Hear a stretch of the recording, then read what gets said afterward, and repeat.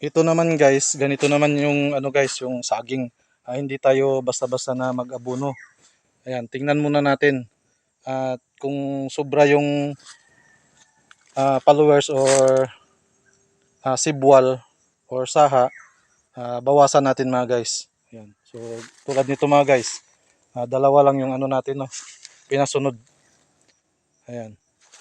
At ito yung excess mga guys, so tinanggal natin, so pinutol natin dito, tapos binutasan natin.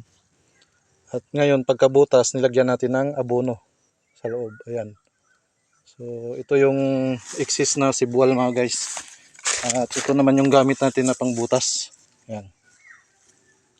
Ito yung ginamit natin mga guys na pangbutas. So nilagyan natin ng abono dito mga guys para masipsip nito. Ito. So ma-absorb dito yung ano, abono nito na nilagay natin. Ayan. So yun lang mga guys, at yun lang ang ano ginagawa natin dito sa tanim natin ng saging. Hindi tayo basta-basta nagbibigay ng abono.